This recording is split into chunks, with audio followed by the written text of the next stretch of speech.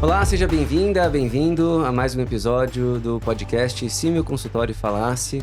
Hoje nós falaremos sobre um assunto muito importante, atualíssimo, que é sobre subdiagnóstico ou modismo, o que realmente é o TDAH em adultos.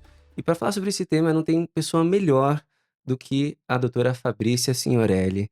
Ela que é psiquiatra pela Faculdade de Medicina de Marília, com mestrado em distúrbios do desenvolvimento pela Universidade Presbiteriana Mackenzie, é colaboradora do Programa de Atenção à Primeira Infância do Departamento de Psiquiatria da Unifesp, também é psiquiatra do ambulatório do transtorno do déficit de atenção e hiperatividade, o famoso TDAH, que a gente vai explorar bastante hoje, no adulto, no DEC, do Departamento de Neurologia da Unifesp, e é membro internacional da American Academy of Child and Adolescent Psychiatry, que é a famosa AACAP, e também membro internacional da International Association for Child and Adolescent Psychiatry and Allied Professionals, que é a IACAPAP. Exato, Acertei? acertou. Muito bem-vinda, Fabrícia. Obrigada, É um Júlio, pelo prazer enorme. convite. Eu que agradeço o convite. Bom, nós temos esse assunto que é super importante, super atual, e porque assim, parece que hoje em dia todo mundo tem TDAH, né? Todo mundo vem, eu pelo menos, assim como você, como psiquiatra, recebo muitos pacientes com queixas de memória, de atenção, de concentração, de funções executivas que estão muito prejudicadas no TDAH. Mas quando você escuta essa ideia de assim, que todo mundo tem TDAH, o que que vem à sua mente? Na verdade, vem na minha mente uma grande preocupação, né. Eu acho que muito disso se deve à maneira que a temática tem sido abordada, principalmente nas mídias sociais.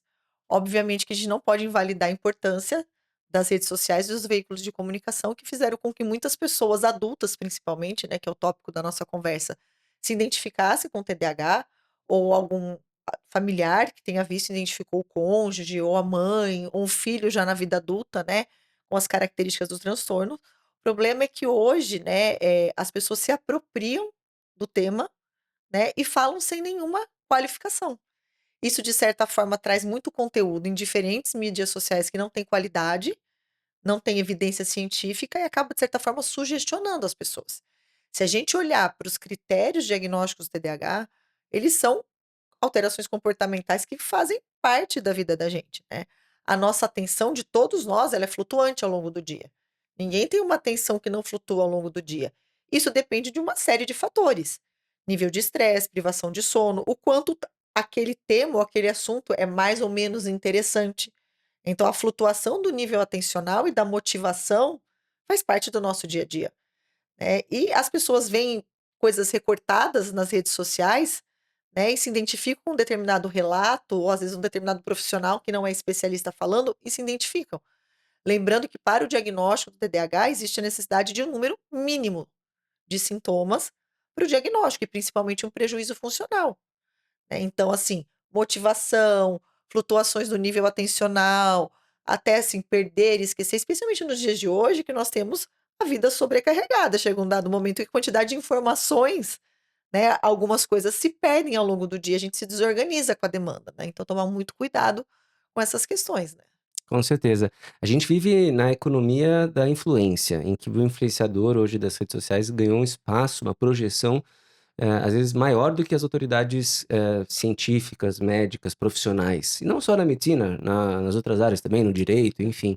Mas pra gente que trabalha com saúde, com certeza é muito, arriscado, né, que essas pessoas, levem como se fossem especialistas o assunto e tratem como se fossem autoridades no assunto, porque são portadoras, de um eventual diagnóstico. Elas podem falar da perspectiva delas, o que é importante até para validar, que isso existe, que não é frescura, né, que a gente ainda na psiquiatria, você sabe muito bem, né, Fabrícia, a gente tem muito estigma ainda, Sem né, sombra de de dúvidas. busca de ajuda. Então acho que isso ajuda, por um lado, a economia da influência, ajuda que a gente tenha embaixadores que são portadores e que possam falar abertamente, e é muito bom quando falam, mas ao mesmo tempo é preocupante quando eles assumem a figura de um especialista de si e do transtorno por tabela, quando na realidade não são profissionais treinados para saber fazer diagnóstico, etcétera, né. Não, sem dúvida. E se a gente olha hoje para os influenciadores digitais, muitas vezes eles têm uma quantidade de seguidores que as grandes referências, aqui o tópico é TDAH no Brasil e até no mundo, não alcança, né? E eles acabam levando informações e sem embasamento nenhum. Inclusive, já saiu artigo científico que abordou que é mais da metade dos vídeos de visualização no TikTok, os mais visualizados eram feitos sem nenhuma evidência científica e por pessoas que não eram especialistas em TDAH. Né? Outro ponto que eu acho bastante delicado na questão do TDAH é que acaba virando muita piada no TikTok, né? O meu TDAH me deixa mais criativo, o meu TDAH me deixa mais espontâneo.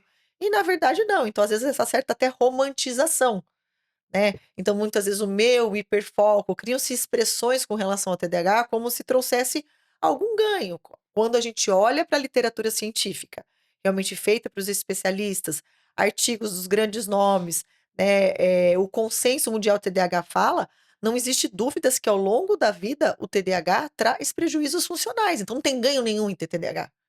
Né? Enquanto as mídias sociais, em muitos momentos, acabam trazendo piadas ou romantizações, né? E isso acaba também trazendo, às vezes, um estigma muito ruim, né? Muito ruim, porque acaba invalidando a seriedade do transtorno. Sim, até é interessante você falar isso, né, do meu TDAH. Fiquei pensando aqui o quanto que nessa glamorização que o diagnóstico ganhou espaço nos últimos tempos, eh, ter um diagnóstico para chamar de seu virou símbolo muitas vezes de status, ou de oportunidade de fala, ou de justificar até a produção de conteúdos, né. Hoje eu vou falar sobre o meu TDAH que, gera tal condição, né. E a própria definição de um transtorno, por que a gente chama nossos transtornos mentais são transtornos que são transtornos, não são doenças? É porque, além de uma definição operacional de que quando a gente fala de doença, a gente está falando que tem uma etiologia clara e transtornos são multifatoriais, a gente nunca Exato. consegue dar com exclusividade um fator que resolva justifique todo o diagnóstico, mas transtorno também da palavra transtornar. A pessoa fica transtornada porque tem aquilo, né? Gera um Sim, impacto na sem qualidade sombra de de vida da dúvidas. pessoa, no funcionamento, seja no curto ou no médio ou no longo prazo. E o que você acha dessa coisa o meu TDAH? Parece que as pessoas vão, como se fosse um chaveiro, vão acumulando as chaves, né? Os diagnósticos. Ela fala, hoje é meu TDAH, hoje é meu burnout, hoje é minha Não, depressão. exatamente, eu acho que né, eu vejo que, assim, se a gente olhar para a trajetória de como os transtornos psiquiátricos eram vistos, isso, né, de certa forma, vem mudando. As pessoas recebiam um diagnóstico psiquiátrico e tinham um receio de falar, de ser estigmatizado, né, mas também eu acho que agora está migrando para um caminho muito preocupante, né. Eu tenho TDAH, eu estou no espectro autista, o meu burnout, né, então não é nem um extremo nem outro, né. Eu acho que as pessoas falarem mais abertamente sobre os seus transtornos psiquiátricos, então quando grandes pessoas, figuras públicas trazem para a mídia, né: "Olha, eu tive depressão, eu tive burnout, eu tenho toque, né, eu tenho TDAH, eu estou no espectro autista", é óbvio que isso fala, é uma pessoa que tem sucesso ali na sua área de atuação, apesar de, né, ter um transtorno psiquiátrico. Né, mas eu acho que é esse cuidado de não começar a glamorizar, né, ou colocar essas coisas de rótulo, o meu TDAH, né, fazendo um parênteses, outro dia apareceu um vídeo no meu feed, né, com essas brincadeiras de chá revelação, então era um grupo de amigos, e aí ela falou assim: "Ai gente, qual que é meu CID? Qual que é meu CID?" Os amigos. Aí ela abria, assim, a avaliação: "Gente, como assim? Eu não tenho nada, eu não tenho CID?" Aí antes um amigo brinca: "Olha, eu acho que você vai dar TDAH". Aí tu: "Não, não, não, não, não, eu acho que é borderline, borderline". Aí tu brincava: "Ai, acho que é bipolar". Daí ela abre: "Como assim, gente? Eu não tenho CID nenhum, né". Então, assim, você vê, tá tomando uma proporção, a gente brinca, né, eu tô fazendo uma brincadeira aqui, mas é muito sério isso, né. Hoje as pessoas precisam, parece que buscar algumas coisas, às vezes é temperamento, é personalidade, é uma desregulação, uma mudança de humor, e não necessariamente precisa colocar isso dentro de um diagnóstico psiquiátrico, né. Especialmente quando a gente fala desses transtornos, que é o que eu trabalho do neurodesenvolvimento, entender que ser retraído e dificuldade de interação social não te coloca no espectro autista. Ser um pouco mais distraído, um pouco mais impulsivo não te torna um TDAH. Novamente, precisa de um número mínimo de sintomas e o que você disse, ter um transtorno significa cursar com prejuízo funcional em diferentes domínios da vida, né, e ao longo da vida. E ainda que você tenha um diagnóstico, vamos supor que seja realmente um TDAH, a gente também está falando aqui de uma situação que o TDAH não define a pessoa. A pessoa é maior do que o TDAH. Exato. Ela pode ser portadora de TDAH ou portadora de depressão. Isso explica, de certa maneira, parte da vivência dela, mas não a totalidade. Então, eu acho um reducionismo, né? A pessoa dizer, olha, o meu TDAH é como se a pessoa se reduzisse a caber dentro de uma caixinha que é um diagnóstico que não dá conta de explicar a complexidade e a beleza que é a vida humana, com as suas complexidades, com os seus retraimentos, com as suas características de personalidade que tornam esse colorido da vida em sociedade mais interessante. Imagina se todo mundo fosse igual, ia ser muito chato, né? Sim. Então, eu acho que é muito interessante essa discussão. Você sente que isso aparece no seu Muito, consultório? muito, né? Quando a gente faz o diagnóstico da vida adulta, e é muito interessante para o paciente. Aquele paciente que realmente, às vezes, ele pode ter visto um conteúdo de mídia social, mas não vem sugestionado, né? Uma série de coisas, e de fato ele tem TDAH, responde muitas dificuldades ao longo da vida. Novamente, está falando de dificuldades que prejudicaram. Mas por ser um transtorno do neurodesenvolvimento, né? Embora às vezes na primeira infância não traga prejuízos funcionais, as questões podem começar ali quando está no ensino fundamental, ou mais tardiamente, quando as disfunções executivas da adolescência para a vida adulta se evidenciam mais. O fato é que essa pessoa ela não se conhece em TDAH. Por quê? Porque a gente está falando de algo que está com ela desde criança, desde a infância. Né? Então, quando ela vai, né, quando ela recebe o diagnóstico, isso explica muita coisa. E aí ela começa o processo de tratamento, né, que em um dado momento a gente vai entrar em questões, mas via de regra, o melhor tratamento para o TDAH, ele é multimodal, né, ele não é só farmacológico, mas também depende de intervenções com terapias comportamentais, que são as que têm nível de evidência. Chega um momento que esse paciente ele fica um pouco sem entender, né? E muitas vezes eles chegam no consultório explicando determinada questão, falam: olha, isso não é TDAH, isso é você. Né. Isso não vai mudar, porque você é espontâneo. Espontaneidade é diferente de impulsividade, né. Você é mais calado, porque você é mais calado, não é porque você ainda está com a sua velocidade de processamento mais lenta ou está disperso, né. Então a pessoa, como ela não se conhece sem o TDAH, a hora que a sintomatologia vai mudando, ela tem dificuldade de entender o que é dela e o que de fato era sintoma do transtorno, né. Então eles trazem muito esse questionamento: "Ó, isso não vai mudar, isso é você". Né. E um receio que as pessoas têm, que daí é o inverso, né. E isso acontece muito claro que a questão aqui é de adulto, mas uma preocupação que muitos pais trazem e muitos adultos trazem é com relação ao tratamento, né. "Ah, mas o tratamento não vai tirar a minha espontaneidade? O tratamento não vai tirar a minha criatividade?" E não, eu falo para os pacientes, muito pelo contrário, a sua criatividade está aí. Você só vai conseguir executar com mais organização, com mais planejamento, a criatividade é sua, a criatividade não é do TDAH. Diferente do que muitas mídias sociais trazem hoje, né. Como se a criatividade fosse um sintoma. Não tem lugar nenhum que está escrito critério diagnóstico, né. Esquecimento, desatenção, criatividade, né. A criatividade da pessoa, só que ela vai conseguir fazer o uso disso de uma forma mais organizada, com planejamento, a curto, a médio e a longo prazo, né. Exato. É muito interessante você trazer essas diferenças, né, de como a clínica vai se transformando ao longo do tempo e você tem muita experiência profissional. Então, é muito bom ouvir a tua trajetória, né, repercutindo essas mudanças que a sociedade vai apresentando. Agora, vamos pensar aqui em um caso que te marca ou que você possa relembrar, de alguém que você começou o tratamento e a pessoa, viu o resultado, te trouxe algum relato que te marcou. Você conseguiria me trazer algum.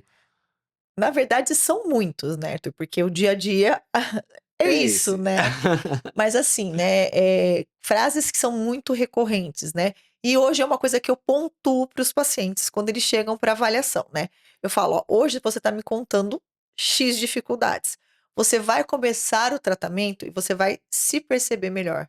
Aí eu às vezes eu brinco, dependendo do perfil do paciente, né, do quanto ele dá de abertura, eu falo: "Você vai ver que o buraco é mais embaixo". Porque a partir do momento que ele começa a tratar e a percepção dele melhora, ele vê que as dificuldades eram maior do que como ele conseguisse perceber. Então não é regra, tá, mas não é incomum que muitas vezes eu precise no processo de avaliação diagnóstica da percepção de alguém que convive, porque às vezes a pessoa com TDAH ela não consegue mensurar o tamanho do prejuízo funcional, de algumas inadequações pela impulsividade, de algumas falhas executivas no dia a dia, quem convive percebe. Muitos pacientes trazem, mas muitas vezes quem convive percebe mais. E a hora que ele começa o tratamento, ele começa a perceber. Ele vai se dando conta: "Nossa, como eu faço isso?". Então eu tenho alguns exemplos, né, bem marcantes. Coisas que para quem não tem TDAH fala: "Mas não é possível que a pessoa não se dava conta disso", né. Eu atendia adulto jovem, né, que o filho dele ficava com ele uma vez por semana. Ele falava assim: "Doutor, olha o que eu me dei conta que eu fazia, eu ia fritar pastel para o meu filho, e toda vez eu ficava super irritado que eu sujava toda a pia de óleo. Aí eu me dei conta que eu não precisava tirar o pastel da frigideira e passar a pia inteira para chegar no prato com papel toalha, era só eu aproximar o prato". Esse mesmo paciente se deu conta que ele não precisava sair do banho toda vez e molhar o banheiro inteiro, era só colocar o tapete mais perto, né. Outros casos, assim, né, de muita impulsividade, de muita, assim, questão de não permanecer em emprego, entendendo, né, o quanto essa coisa da motivação, necessidade de gratificação imediata, né, essa coisa do tédio, do TDAH, e de repente começa a tratar, eles ficam mais comedidos. "Olha, talvez, né, não esteja tão ruim assim, talvez mais uma vez eu tô caindo naquele mesmo lugar de comecei e quero parar", né. E aí você vê depois de um tempo o paciente que está com você a longo prazo com mais estabilidade na vida, né. É. Então isso vai realmente mudando. Tem casos muito legais. Eu também atendo pacientes com TDAH, do nosso dia a dia do consultório, e é muito interessante o quanto que a percepção depois que inicia o tratamento é de que: "Puxa, como é que eu pude viver realmente tantos anos da Exato. minha vida sem reconhecer as dificuldades adicionais às quais eu fui, submetido?" E, por um lado, muitos deles até falam: "Olha, eu tive que criar caminhos, Sim, sim. alternativas", e muitos até até uma pergunta que eu vou te fazer, eh, sobre subdiagnóstico em adultos, porque eu acho que muitos vão tentando criar Sim, sim, ferramentas sem para dúvida. controlar os sintomas, porque nunca souberam que poderiam fazer o diagnóstico na idade adulta e, por um lado, então, existe esse lado interessante de crescimento, pessoal em termos de manejo do tempo, organização de tarefas, mas vem que realmente isso era às custas de um esforço enorme e que Exatamente. pode ser muito aliviado quando a gente faz o diagnóstico. É realmente muito interessante. Aproveitando falar sobre diagnóstico, você comentou até da importância de muitas vezes trazer uma visão colateral, né, o que a gente chama às vezes de uma visão objetiva de um familiar ou um professor na escola, se fosse adulto, mas, um professor se fosse na infância ou um adulto, na parceiro, familiar na vida adulta, né. Como é que é para você, o diagnóstico do TDAH, do ponto de vista operacional, né? Como é que você operacionaliza esse diagnóstico? Você faz a consulta clínica, você pede algum exame adicional, você chama um familiar para conversar? Como é que é esse dia a dia para fazer o diagnóstico adequado? Vamos lá, essa pergunta eu acho ela super pertinente e importantíssima. E o diagnóstico TDAH é um diagnóstico clínico. É a história clínica do paciente que vai te dar o diagnóstico. Muitos pacientes já chegam para avaliação com avaliação neuropsicológica, né? E aí eu falo assim: olha, isso aqui vai ficar aqui, é a nossa conversa que vai ditar, tá? Se você tem ou não TDAH. Esse é um ponto super importante. Então, na vida adulta e na infância e na adolescência, como funciona na infância e na adolescência? Obviamente, toda a história clínica vai ser tirada com os pais. Na vida adulta, cada caso é um caso, né? Até porque muitas vezes o paciente tem pouca recordação da infância, mas ele consegue lembrar um pouco mais da adolescência, pensando que hoje, né, antes dos 12 anos de idade, a maioria dos adultos consegue se lembrar da fase do Fundamental 2, quando tinha um professor para cada matéria, as dificuldades ali pertinentes ao TDAH, né. Mas muitas pessoas com TDAH, às vezes têm muita dificuldade, novamente, como eu mencionei, de mensurar o quão disfuncional é por conta do transtorno. Mas o diagnóstico, de modo geral, seja feito somente com o paciente, né, ou também com um informante que convive com esse paciente, é um diagnóstico clínico, é a história clínica que vai dar o diagnóstico. Aonde a avaliação neuropsicológica entra especificamente no TDAH, né, ela tem um valor, né, principalmente quando a gente pensa no caso, mas será que todas essas dificuldades são por conta do TDAH? No caso de uma criança, por exemplo, ou mesmo de um adulto que não recebeu o diagnóstico de uma dislexia na infância, será que tanta dificuldade de aprender, né, não pode ter um transtorno de aprendizado comórbido, né, pensando que os transtornos do neurodesenvolvimento, eles costumam acontecer de forma comórbida. Será que, é tanta dificuldade não tem até um QI limítrofe, né, um QI que não seja tão favorável e justifique dificuldades na atividade laborativa ou dificuldades escolares que se arrastam, né? Porque quando você faz a avaliação do TDAH, você tem que avaliar o neurodesenvolvimento ao longo da vida. É claro que a história clínica vai te dar pistas, olha, né, o funcionamento adaptativo desse paciente, ele é muito ruim. Talvez valha a pena uma avaliação neuropsicológica, porque pode ser que o QI, né, não seja tão bom assim e não ajude também e faça a sobreposição às dificuldades do TDAH. Aí, realmente, tem algumas questões que você precisa de testes e de métricas para chegar a um diagnóstico, né? Agora, outro o diagnóstico, né, que é comórbido e é um diagnóstico diferencial, é o transtorno de espectro autista.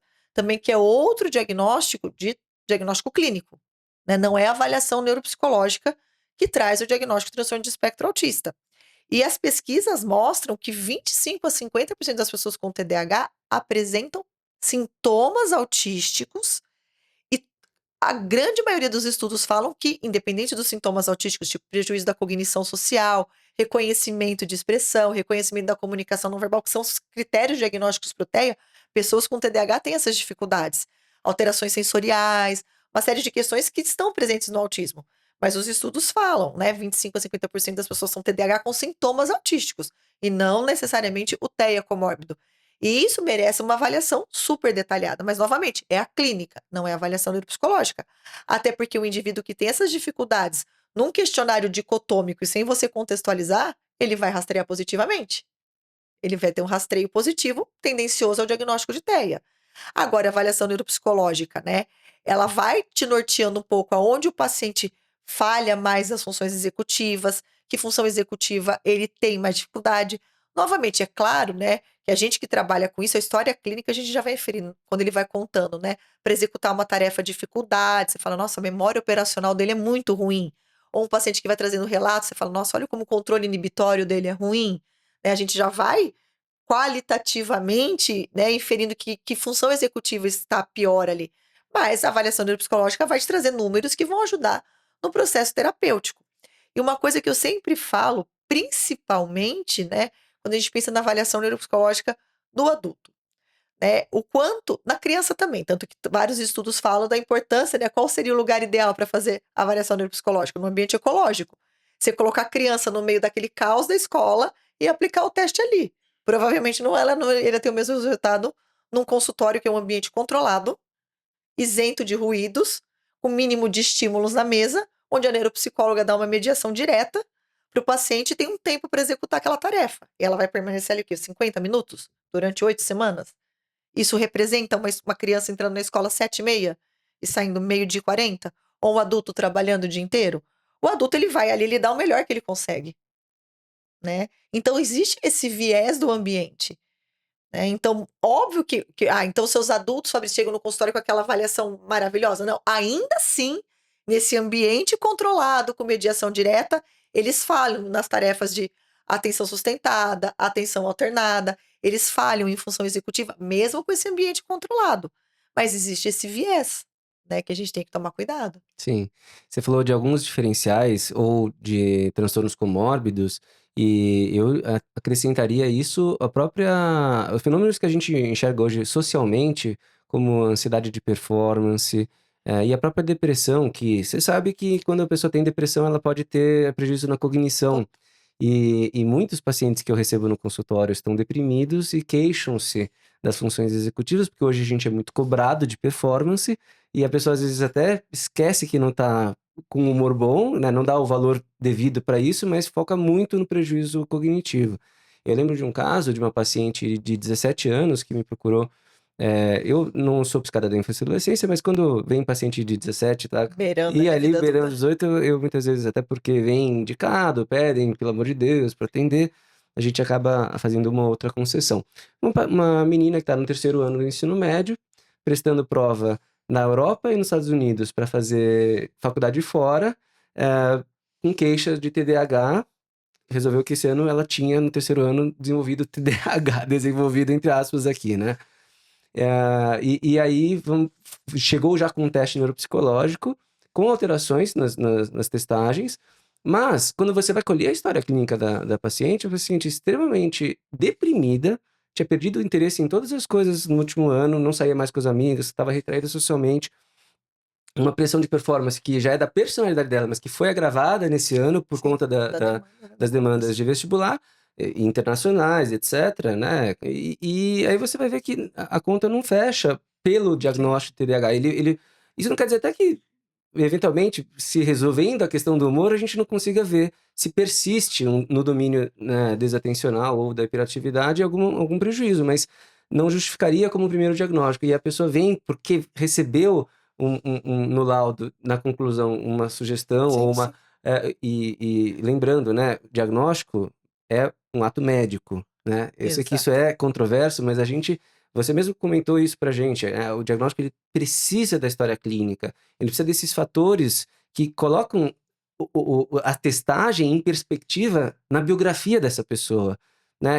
Porque eu sempre falo, eu não vou tratar o teste, eu trato a pessoa, que pode ter um teste alterado pela circunstância em que ela está, né? Então eu vejo como é complexo, e por isso que eu fico realmente também, assim como você, estarrecido quando eu vejo essas postagens nas redes sociais diminuindo, né, simplificando Uhum. um diagnóstico que é tão complexo de se fazer, Sim. né? Eu falei isso ontem para os alunos, eu falei: "Gente, quanto mais tempo eu faço isso, mais cuidadosa eu sou para o diagnóstico". A gente tá falando de TEA com TDAH, né, transtorno do espectro autista com TDAH antes. Então, quanto mais a gente vai vendo, essas não diria particularidades, mas essas coisas que podem enviesar o diagnóstico, a gente tem que ser mais cuidadoso ainda com o diagnóstico. E faz todo sentido quando você fala dessa questão de comorbidade, de transtornos psiquiátricos, não necessariamente comorbidades, né? A pessoa tem outro diagnóstico e ela lê sobre o TDAH, ela se identifica. O deprimido. O deprimido ele pode entender a falta de motivação e o desânimo com procrastinação, a lentidão, né, cognitiva como a questão TDAH. Então, assim, hoje a gente fala muito da esfera dos sintomas cognitivos dos transtornos de humor, né? Ou mesmo o ansioso. O ansioso, se ele preencher o questionário, ele vai se identificar como impulsivo, que interrompe, o que não consegue se concentrar, né? Então, esses transtornos psiquiátricos, o paciente ele lê um questionário de rastreio de TDAH, ele se identifica com tudo, né? Por quê? Porque essas questões, embora não sejam critérios diagnósticos, eles aparecem em quem está deprimido, em quem está ansioso, né, não é um critério diagnóstico do TDAH, né, mas muitos especialistas, grandes autores, até acham que deveria ser critério diagnóstico. É o peso da desregulação emocional no TDAH, em todas as faixas etárias. Que transtorno psiquiátrico que não tem desregulação emocional, né? Então, assim, são coisas que vão acontecendo em outros transtornos, né? E eu concordo 100%, né?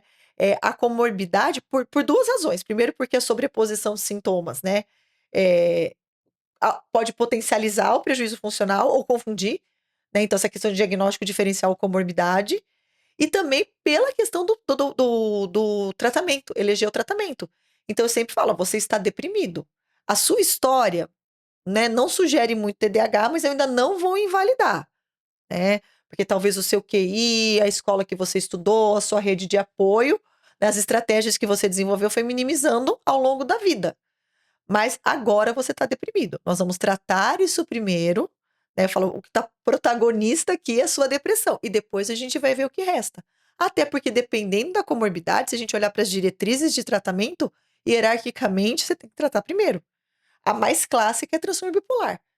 Se você tem um paciente bipolar que tem um TDAH comórbido, você vai pensar nesse TDAH depois que esse transtorno bipolar estiver absolutamente estável. Tem comorbidades que você pode tratar junto, mas tem comorbidades que hierarquicamente esquece. O TDAH é a menor das preocupações nesse momento, entendeu? Então faz todo sentido esse cuidado que a gente tem que ter. Muitas vezes o paciente ele tá com outro transtorno, ele lê sobre o TDAH e fala: "Não, faz todo sentido", né? Tomar cuidado para história retrospectiva, TDAH neurodesenvolvimento. O TDAH não começa de repente com 25 anos. E é o que você falou que é muito importante, né? Especialmente a gente que vive aqui em São Paulo, né? É óbvio, todo mundo é cobrado no mundo inteiro, no interior, em qualquer lugar, né? Mas aqui a gente tem que lidar com o estresse, com o trânsito, se chove, né? Eu falo que caiu uma gota de chuva, já trava São Paulo inteiro, né?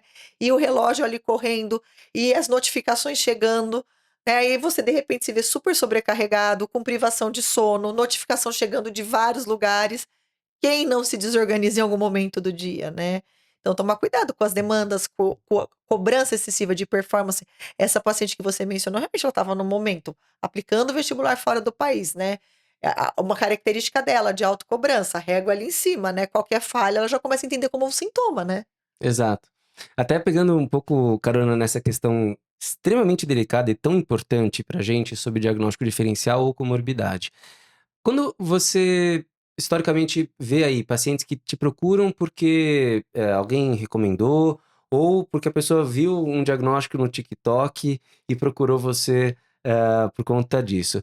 Você acha que quando você eventualmente faz um diagnóstico diferencial e elege iniciar o tratamento por esse diagnóstico diferencial, como por exemplo depressão, a frustração é diferente? Como é que é o comportamento quando talvez a expectativa que a pessoa tivesse de receber formalmente o diagnóstico de TDAH, de uma pessoa que veio encaminhada pelos familiares ou procurando melhorar por questões de autopercepção versus alguém que viu não sei se você consegue me Não, dizer do não, seu dia sim, a sim, dia, sim, faz mas todo fico sentido. curioso se o comportamento do paciente que vem pela rede social é diferente do comportamento do paciente que não vem da rede social.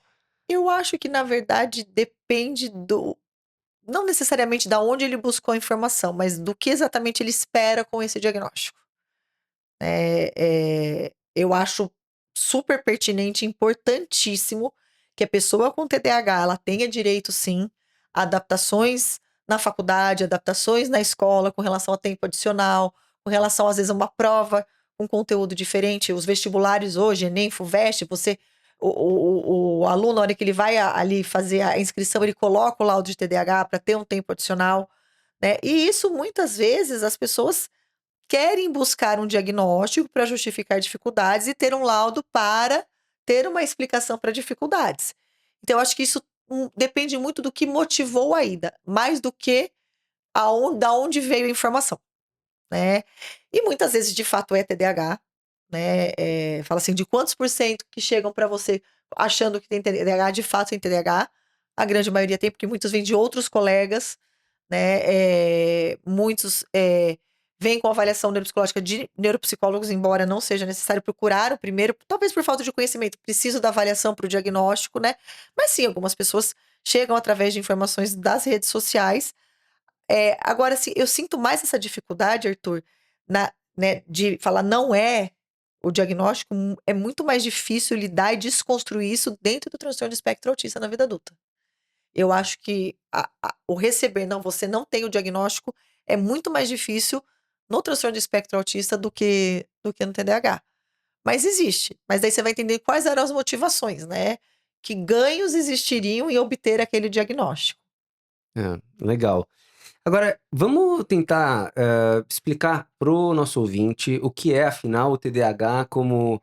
por que chama déficit de atenção com hiperatividade? O que é desatenção? O que é hiperatividade? Quais são os domínios que fazem o diagnóstico formalmente? Vamos lá, né? Do ponto de vista, né, de classificação, o TDAH, de acordo com o DSM-5, ele está dentro da categoria dos transtornos do neurodesenvolvimento, que são transtornos que obrigatoriamente eles têm início na infância e tendem a persistir ao longo da vida. No caso do TDAH, né, que domínios são afetados? O domínio relacionado à capacidade de manutenção de atenção, que explica os sintomas de desatenção, capacidade de controle de impulso e a capacidade de controle da agitação motora, o que explica os sintomas de hiperatividade e impulsividade, né? Para ser TDAH, esses sintomas precisam estar presentes por pelo menos 6 meses e cursando com prejuízo funcional em diferentes domínios. É o que eu falo para os pais, ou quando eu dou aula para pessoas que trabalham com crianças. Não existe uma criança com TDAH só na escola. Obviamente que ambientes de maior demanda, a sintomatologia aparece mais, né? Porque é onde a criança precisa ficar mais tempo sentada, mais tempo focada. Então, a falha de controle inibitório, a desatenção aparece mais. Mas se você for perguntar na aula de natação, ela se comporta diferente. Enquanto todo mundo está prestando atenção, ela está afundando a cabeça na piscina.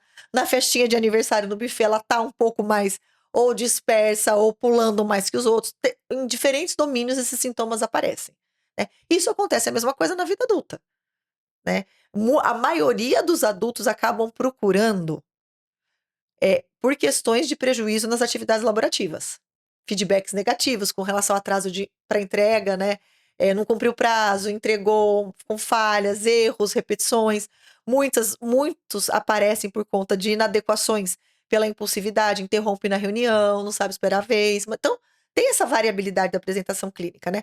Mas se você for conversar, ou eu pergunto na história clínica, mas como é que é no dia a dia em casa? Não, minha esposa faz tudo, ou meu marido faz tudo, né? Porque eu não executo nada, né? Ou não, ou tem briga direto. Isso eu escuto direto, principalmente quando o casal tem um filho. Porque enquanto não tem um filho, né? Cada um vai seguindo. A hora que tem um filho, tem que dividir as tarefas. Aí a coisa começa a dar um probleminha ali de ordem familiar. O que os estudos falam, o impacto do TDAH também traz um impacto na dinâmica familiar, nos relacionamentos interpessoais, né? Então, assim, esses prejuízos estão presentes na vida pessoal, na vida familiar, na vida, muitas vezes até impacto na vida financeira. Então, novamente, tem prejuízo. Então, essas questões são necessárias para o diagnóstico de TDAH, né? Prejuízos em diferentes domínios. E aí existem 2 subgrupos de sintomas: os sintomas de hiperatividade e impulsividade e os sintomas de desatenção. São 9 em cada, né? Desatenção realmente é não prestar atenção por muito tempo, cometer erros por distração, perder coisas, esquecimento, desorganização, né? Embora as funções executivas não entrem nos critérios diagnósticos, né? Mas os critérios do diagnóstico falam de dificuldade de organização de tarefas. E já o de hiperatividade e impulsividade entra no caso da criança, né? Por que eu digo isso? Porque a hiperatividade na vida adulta ela se manifesta de forma diferente. Claro que o adulto com TDAH é aquele adulto que na reunião mexe o pé, mexe mais na cadeira, fica pegando clipes e abrindo clipes, a pontinha de alguma coisa, ele vai mexendo. Mas é muito mais uma hiperatividade mental, né? É aquele adulto que a hora que você medir que ele fala, nossa, então é assim que é para ser a cabeça? Né? Silenciou, né? Silenciou a cabeça. Essa hiperatividade mental.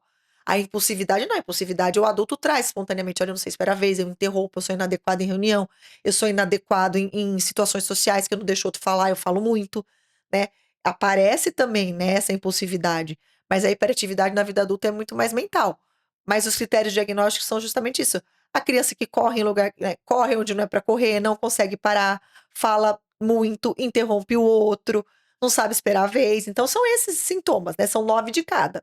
E aí existem as diferentes apresentações clínicas. Quando o indivíduo tem mais sintomas relacionados à desatenção, né, os prejuízos são mais ocasionados pela desatenção, a gente classifica como apresentação clínica predominantemente desatenta. Quando já tem mais sintomas de hiperatividade e impulsividade, predominantemente hiperativo e impulsivo, e quando tem uma combinação, a gente fala apresentação clínica combinada. Lembrando que, né, hoje a gente fala muito da trajetória do TDAH ao longo da vida. Então, os estudos mostram pra gente, quando a gente fala de crianças na primeira infância, que é antes dos 6 anos de idade, existe um predomínio dos sintomas de hiperatividade e impulsividade, até porque a criança não tem idade cronológica para ter desenvolvido alguns Função aspectos de desatenção executiva. e nem função executiva. Então, qual é a queixa clínica dessa família? A criança que não senta para comer, que sai correndo no mercado, que na escolinha a escola reclama que ela não senta na roda de conversa, que ela empurra o amiguinho, né? É isso que aparece na primeira infância. Quando essas crianças vão para a fase do ensino fundamental, os 6, 7 anos é a principal faixa etária de diagnóstico de TDAH. Por quê? Porque tem um aumento brutal da demanda. Aí essas crianças começam a ter dificuldade, para quieta para prestar atenção na sala de aula, para quieta para aprender, aí começa o caderno que não está completo, fala durante a aula, fica disperso, aí as coisas vão aparecendo. Na adolescência já começa a ter uma mudança, independente do gênero, então os sintomas desatencionais, eles ficam mais evidentes, as disfunções executivas, que entra planejamento, organização, gerenciamento de tempo, todas essas questões que são funções executivas, embora não sejam critérios diagnósticos, elas estão presentes no TDAH, elas ficam mais evidentes. Não só pela que a demanda aumenta, né? O adolescente, você espera que ele se aproprie e comece a fazer as coisas sozinho, as redes de apoio, né? A babá não existe mais, a mãe que fazia não existe mais, mas também o próprio transtorno ele muda a trajetória, além da mudança de demanda. E isso também vai se estendendo à vida adulta. Então a hiperatividade ela diminui muito e quando acontece é muito mais mental.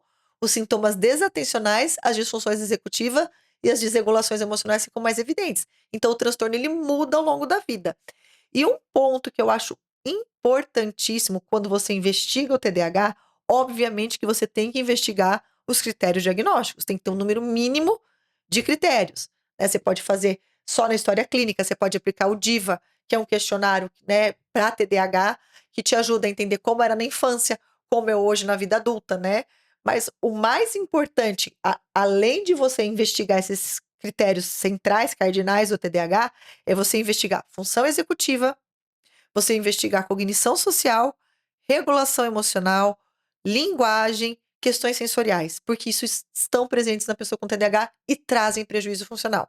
Então, investigar a questão de planejamento, organização, gerenciamento de tempo, né? Como é que o paciente faz isso a curto, médio, longo prazo, motivação. Tudo isso você precisa analisar, né? A gente sabe o quanto nossos pacientes com TDAH têm falhas na questão de motivação, sistema de recompensa, necessidade de gratificação imediata. Isso não está no critério diagnóstico.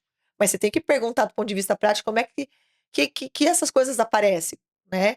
E não é tudo pela impulsividade, muitas vezes é pela questão também de sistema de recompensa, não vai estar ali nos critérios diagnósticos de impulsividade, né? Cognição social, né? Grosseiramente falando, o que é cognição social? São habilidades, é um conjunto de habilidades que ajudam a gente a fazer a leitura social de um ambiente. A leitura social da relação com o outro, né? Teoria da mente, a minha capacidade de inferir o estado mental do outro, o reconhecimento de expressão facial, da comunicação não verbal. As pessoas com TDAH, elas falham nisso. Isso não está em critério diagnóstico, né? Questões de ordem sensorial, motora. Então, quando a gente olha para os prejuízos global do TDAH, tem muito mais irritabilidade, desregulação emocional, intolerância à frustração, funcionamento cognitivo global geral é prejudicado. Então, tudo isso tem que ser investigado. Veja aí quanto é complexo esse O diagnóstico. diagnóstico, sem sombra de Por isso que não dúvida. dá pra fazer a dancinha do É, TikTok, desceu, virou para cima, para baixo. sobe, e fazer as setinhas com os. Não dá. A gente Exatamente. precisa ter muito cuidado e critério para fazer esse diagnóstico. Uma população que particularmente eu acho importante a gente dar destaque é a população de mulheres com TDAH. Uhum. O que você me diria de particularidades dessa população? Na verdade, são várias, né? A começar pela questão do diagnóstico, né? Não é uma regra, né? Mas quando a gente olha para os estudos, né? Primeiro, assim, vou falar da prevalência, que muda, né? Então, o que os estudos falam? Quando a gente olha para amostras clínicas, o diagnóstico na infância é 4 meninos para uma menina.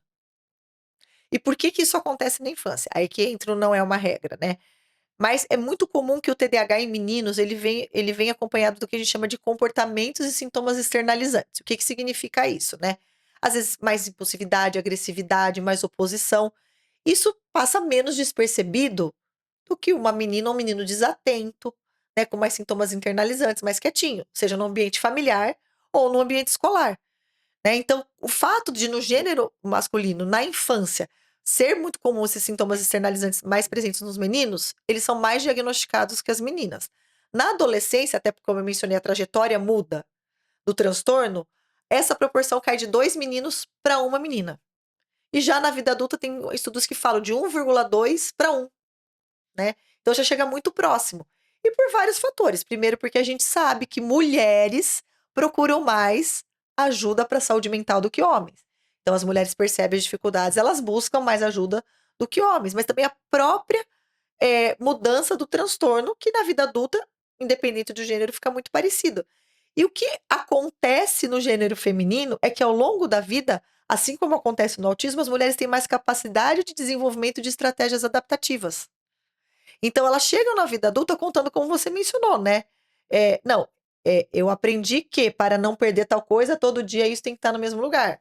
Ela vai desenvolvendo coisas que na terapia vão ser trabalhadas, mas é o que você trouxe, às custas de um esforço muito grande. Então, chegar um adulto com TDAH com uma comorbidade é quase regra e não exceção. Isso prejudica no momento de avaliação diagnóstica. A mulher que desenvolveu estratégias adaptativas chega com sintoma de comorbidade, até você conseguir no meio de tudo isso achar o TDAH, vai dificultando. E uma coisa que acontece, várias coisas acontecem, né? Mas uma coisa que acontece muito no gênero feminino é o que ela vai. A menina vai lá, ela vai crescendo, vai driblando, vai dando conta, até que um dado momento ela casa, né? Ela tá trabalhando, ela vai dando conta do trabalho, tendo prejuízos, mas aí ela chega à noite em casa, ela consegue, né, com todo o desgaste mental, se reorganizar para o próximo dia. A hora que vem os filhos, esse tempo que ela tinha, ela não tem mais, e a demanda aumenta de uma forma muito grande. Então, eu já atendi várias mulheres que elas me procuraram justamente por conta da desregulação emocional. Olha, eu grito toda hora, eu chego em casa, eu grito com meus filhos, eu não tenho paciência, qualquer coisa. Eu me desorganizo o dia inteiro, né? E então, assim, não é incomum que mulheres, até chegar ao diagnóstico de TDAH, elas recebem diagnóstico de bipolaridade, de transtorno de personalidade. Então, elas são diagnosticadas errado até que se chegue ao diagnóstico definitivo de TDAH. E outro ponto que hoje tem sido muito estudado, tá assim, dentro do TDAH, um ponto muito forte, é o impacto das diferentes fases dos ciclos hormonais no TDAH da mulher, né? Então, quando a gente olha mesmo para a mulher em idade reprodutiva, ao longo dos 30 dias do mês, a própria oscilação de estrógeno e progesterona muda a apresentação clínica do TDAH.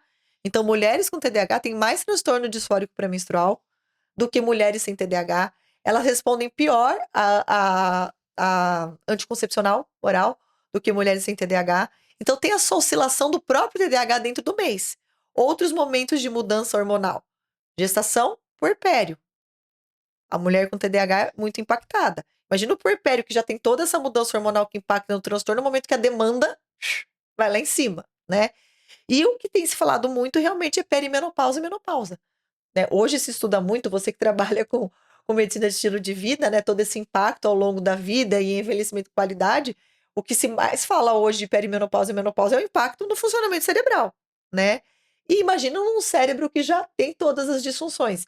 Então, essas questões hormonais no TDAH têm sido fortemente estudadas recentemente. Eu até te perguntar, você tem recebido pacientes na perimenopausa, procurando para diagnóstico de TDAH? Porque já é uma idade que Sim. provavelmente a pessoa já deveria ter prejuízo, se ela tem TDAH, Hoje antes, eu tenho né? recebido muitas, algumas que de fato faz sentido pensar em TDAH e que piorou nessa fase, e que umas não. Você vê que cronologicamente todas as questões começaram a acontecer junto com as mudanças de ciclo menstrual, né, até a hora que se instala a menopausa, realmente, né, especialmente, né, quando a gente está falando de pessoas, né, de mulheres. E hoje a gente vive num mundo onde as mulheres, elas estão inseridas em atividades laborativas de alta demanda cognitiva, né? Exato. Então, elas acabam percebendo que alguma coisa mudou ali, né. Umas de fato tinham questões que quando você olha a história da infância e todo ao longo da vida, era um TDAH que conseguia ir driblando, mas nessa fase junta, né, as questões hormonais, o que acontece com o funcionamento cognitivo executivo da perimenopausa e menopausa, e aí de fato piora muito, e outras não, né. Outras de fato é só realmente o impacto da perimenopausa e menopausa, mas eu tenho recebido muitas mulheres com essas demandas. E Que muitas legal. pacientes minhas que já tinham diagnóstico de TDAH e estão entrando nessa fase. E é interessante você trazer isso, porque a gente está passando por um momento da sociedade que realmente as mulheres têm alcançado papéis, profissionais e ocupações na sociedade realmente de maior relevância, isso é ótimo, mas ainda permanecem em sobrejornada, muitas vezes, porque papéis que são classicamente atribuídos às mulheres, como os domésticos, a própria maternidade, ainda permanecem, na maior parte dos casos, com as mulheres. Então, essa sobrejornada, essa coisa que você tem que fazer a jornada profissional e a jornada doméstica, de maternidade, etcétera, isso obviamente é um fator de sobrecarga, cognitiva, de funcionamento executivo para a mulher, e ela acaba, talvez reconhecendo mais e aí procurando Sim, ajuda, né. sem dúvida, sem dúvida. Falando de tratamento, Fabrícia, a gente tem hoje bons tratamentos, né, que bom que existe tratamento para isso, mas a gente sabe também que eu sou um grande defensor, como você mesmo disse, da medicina do estilo de vida que traz a oportunidade de, quando a gente faz um diagnóstico, fazer intervenções não só medicamentosas, mas também comportamentais relacionadas a um estilo de vida saudável. Queria que você me trouxesse, com a sua experiência clínica, primeiro assim, de maneira mais geral, como é que é o tratamento farmacológico, né, para o TDAH, e também o que que você sente que é importante, que o portador de TDAH faça do ponto de vista de intervenções de estilo de vida, para que ele possa, ter no comportamento saudável dele um aliado para o tratamento. Sem dúvida. Bom, vamos começar então falando da questão do tratamento, né. É o que as diretrizes falam, né, as diretrizes mais importantes do mundo, né. Quando a gente pensa no caso da vida adulta, o tratamento farmacológico, de fato, ele é fundamental, até porque se o adulto procurou, é porque do ponto de vista funcional ele está tendo muito prejuízo, né. Então você tem que entrar com a intervenção medicamentosa. E as primeiras linhas de tratamento, de fato, são os estimulantes na grande maioria das diretrizes do mundo, né. E quem são os estimulantes, né? São os derivados de anfetamina e o metilfenidato. Aqui no Brasil, a gente tem um derivado de anfetamina que é a lisdexanfetamina, tá. Então esses são os tratamentos de primeira linha. Segunda linha, aqui no Brasil, a gente tem um único não estimulante, que é a tomoxetina. E o que que faz, né, na verdade, que as diretrizes coloquem uma medicação como primeira ou segunda linha? É a eficácia, mas também a tolerabilidade e a segurança, né, mas a eficácia também é muito importante para colocar uma medicação como primeira linha de tratamento. Então os estimulantes, quando a gente pensa em eficácia, né, a gente tem um que a gente chama de tamanho de efeito realmente mais expressivo, né. Mas aí, claro, eleger o tratamento não só do TDAH, né, como de qualquer transtorno psiquiátrico é absolutamente individualizado. Depende de uma série de fatores, da questão da presença de comorbidades, se você vai eleger um não estimulante ou estimulante para aquele paciente individualmente como tratamento. Somado à intervenção farmacológica, as intervenções de ordem comportamental têm nível de evidência de eficácia, né, especialmente com estratégias que vão trabalhar essas disfunções executivas, com treino de estratégias mesmo, né. Então oferecendo para esses pacientes treinos de estratégia para driblar a questão de tempo de leitura, né, como ele pode se organizar para ler, pausas, né, a questão de gerenciar o tempo, a questão, né, de como deixar o ambiente mais adequado. Então cada paciente vai ter uma intervenção individualizada de acordo com as demandas. E a terapia não vai trabalhar só as disfunções do transtorno, mas também todo o impacto negativo na autoestima, na percepção que o paciente com TDAH tem, que tende a ser negativo, porque imagina ao longo da vida, né, recorrentes fracassos pessoais, profissionais, acadêmicos, isso tem um impacto muito negativo, né. Então todas essas questões socioemocionais que vêm em virtude do transtorno também são trabalhadas no processo terapêutico, né. No caso de crianças e adolescentes, é muito importante nesse plano terapêutico também orientação parental, né, então que esses pais sejam, educados com relação ao impacto do transtorno e como lidar com essas crianças, esses adolescentes, e também orientações no ambiente escolar, né. Então, via de regra, o tratamento formal é esse. Agora, como você trouxe, né, não só para o TDAH, mas aqui colocando a questão do TDAH, várias questões, né, no dia a dia, na qualidade de vida, tem um impacto, né. O que eu coloco como importantíssimo para o TDAH e que é um diagnóstico diferencial importante, né, não é nem o diagnóstico, mas você tem que avaliar com certeza quando você avalia o paciente, é qualidade de sono, é privação de sono. Qualquer um de nós que dormir mal ou não dormir 3 noites consecutivas vai estar super desexecutivo, desatento no quarto dia, né. Então qualidade de sono. E aí você sabe dizer isso melhor do que eu, assim, o seu a sua higiene do sono começa a hora que você acorda, né, não é só à noite desligar a tela 45 minutos antes você vai dormir, né. Então, consumo de tudo que é estimulante, cafeína, energético, né, então tudo isso vai impactar tempo de tela. Outra coisa que é super importante para o TDAH, e até porque o TDAH, pela questão da gratificação imediata, sistema de recompensa, ele é muito mais tendencioso, é a questão de uso abusivo de tela. Isso nas crianças tem um impacto absurdo na desregulação emocional. Isso de qualquer criança, né, porque o pai de qualquer criança fala: "Nossa, doutor, depois que eu diminui a tela melhorou muito as crises", né. Mas na criança e no adolescente com TDAH, isso é super até o adulto com TDAH, né. Então eu falo assim: "Você não espere que a medicação vai resolver o que você está chamando de procrastinação. Você vai tomar o remédio, só que se você não parar de ficar girando o feed antes de levantar da cama, ali, você não vai levantar da cama, né. Então, assim, tudo isso também vai vir do processo terapêutico, né. E assim, a qualidade de vida tem vários estudos saindo com relação ao impacto da atividade física nas disfunções executivas, nos sintomas do TDAH. Então, todas essas questões, né. Agora, novamente, tudo isso é muito mais difícil, assim como eu acho que é difícil para o paciente com depressão, né. Você deve escutar isso direto no consultório, a família pergunta: "Doutora, mas a atividade física não é importante?" O que que eu respondo? Me corrija se eu estiver errada, eu não tenho dúvidas, mas agora para ele tomar banho, tá difícil, né, então vamos uma coisa de cada vez. A gente atende pacientes deprimidos que familiares às vezes fala, pede desculpa, fala: "Não queria te expor, mas faz 4 dias que você não toma banho". Dá pra pedir pra essa pessoa ir para o Parque Ibirapuera antes que É. minimamente ela melhore, né, pra que tenha uma repercussão positiva, né. Com certeza, eleger o momento certo para fazer essas intervenções comportamentais é muito importante. De fato, aliás, esse ano, saiu uma meta-análise guarda-chuva mostrando que atividade física, aí o desfecho, assim, a intervenção foi aeróbica, tá, mas a gente poderia até expandir isso para que não precisa ser o famoso cardio, pode ser qualquer tipo de intervenção de atividade física. É uma intervenção eficaz de maneira transdiagnóstica em psiquiatria. Foi a primeira vez que a gente viu uma meta-análise guarda-chuva dizendo assim: olha, independente do diagnóstico, e foi estudado ali uma série de diagnósticos, depressão, ansiedade, TDAH, até esquizofrenia. É uma intervenção eficaz. Óbvio que muitas vezes não em monoterapia, ou em algum momento da etapa do tratamento em que a pessoa consiga ter a motivação para fazer, né? Mas realmente é legal ouvir de você, né? Que isso faz parte Sim, sim. do tratamento, né? Bom, a gente falou de diagnóstico e tratamento para quem tem o TDAH. Agora, e a pessoa que não tem TDAH e que procura e quer porque quer um tratamento, porque quer performar melhor, porque quer. Os amigos do mercado financeiro que trabalham, seus colegas de profissão estão todos usando.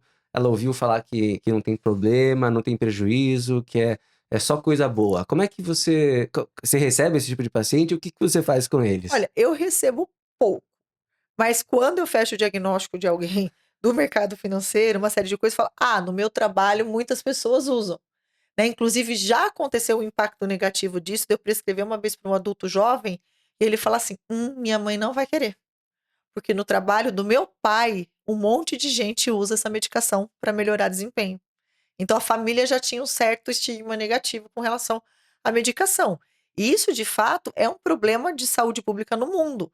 Então, quando você olha para o Consenso Mundial de TDAH, eles trazem como o uso dos estimulantes fora do contexto do TDAH, seja recreativo ou para melhora de desempenho, melhora acadêmica, já é um problema de saúde pública no mundo. E isso mais recentemente tem sido falado que tem acontecido aqui no Brasil, né, no mercado financeiro, ou pseudo-celebridades que querem achar um espacinho, fiquei dependente da medicação, passei a usar 6 por dia, passou porque quis. Porque o que que acontece? Quando um indivíduo toma estimulante, eu acho isso super importante. Qualquer um de nós, né? E é até importante quando a gente vai fazer reavaliação do paciente pós início do tratamento. Então, eu já sinalizo na consulta inicial. Vai sentir um aumento de energia. É um estimulante, né? E muitas vezes o paciente com TDAH, ele confunde isso com melhora de sintomas. Então, ele volta no retorno e fala: nossa, foi maravilhoso. Primeiro, segundo dia, tinha caixas da mudança empilhada, eu arrumei tudo. Não, mas espera aí, eu quero saber se você está mais atento, mais focado. Não é que você saiu fazendo tudo, né? Então, esse aumento de energia, qualquer um de nós vai sentir sob efeito do estimulante. Então, tem essa sensação subjetiva que está performando melhor.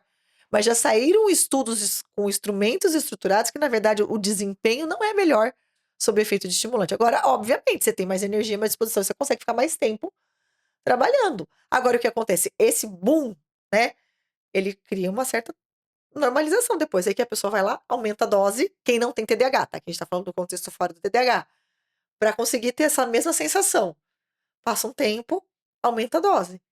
Aí chega um dado momento que vai lá e faz a entrevista de que ficou dependente do remédio, né. Enfim, é um problema sério que a gente enfrenta. Eu acho que isso traz muito estigma ruim para o tratamento de quem de fato tem TDAH, né. Particularmente eu, Fabrícia, não recebo muito esse perfil de paciente, como eu mencionei. As pessoas que eu recebo de fato têm, nunca teve uma busca para isso, mas obviamente que se tiver, a minha resposta é não, né. Eu sou defensora total do uso adequado, até porque eu sei o quanto isso acaba estigmatizando de uma forma negativa o tratamento.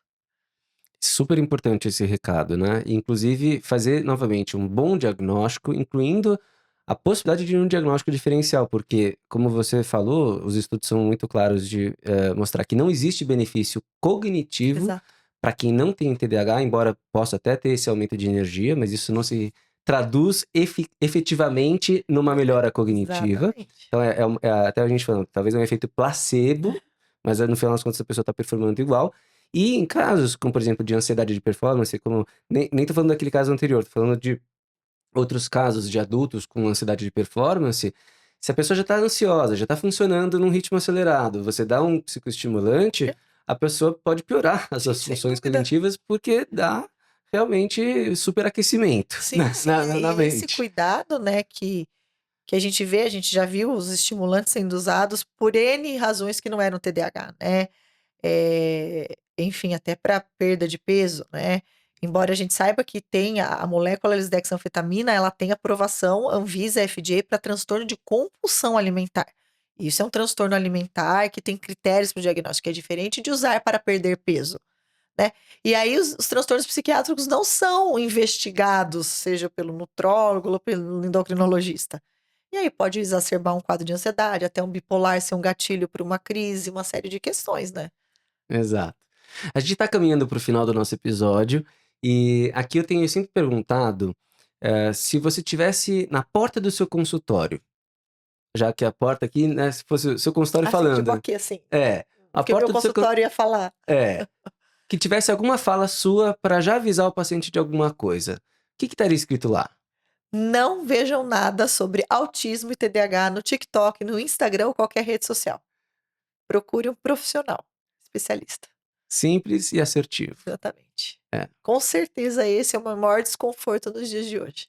legal. Alguma mensagem final que você gostaria de deixar aqui para o nosso ouvinte? Não, sim, né, é que o TDAH é um transtorno, né, o TDAH ele tem vários estudos que mostram uma fisiopatologia envolvendo áreas cerebrais, alterações de maturação, alteração de sinalização de neurotransmissores.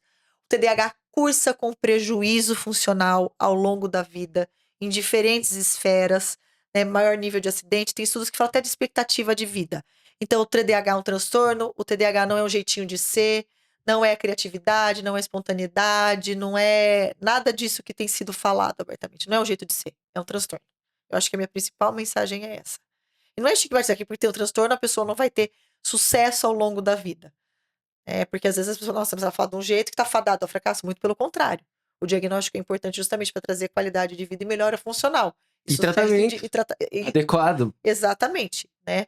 Mas não é um jeitinho de ser, né? Essa romantização que a gente vê aí. Exato.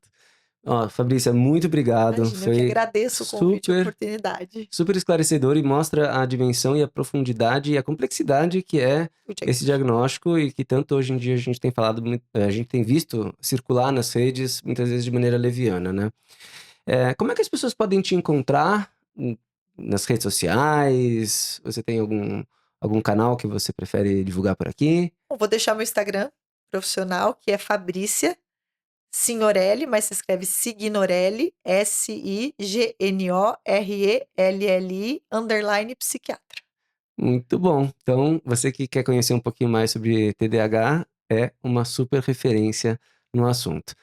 Queria te agradecer, Fabrícia, e agradecer você também, ouvinte, que está aí querendo saber um pouco mais sobre o TDAH. Espero que você tenha aprendido muita coisa e que você não só coloque em prática, se você tem eventualmente diagnóstico ou se você conhece alguém, encaminha, compartilhe esse conteúdo para que mais pessoas possam saber e serem ajudadas com informações cientificamente comprovadas e com uma pessoa que é referência na área. Muito obrigado e até o próximo episódio.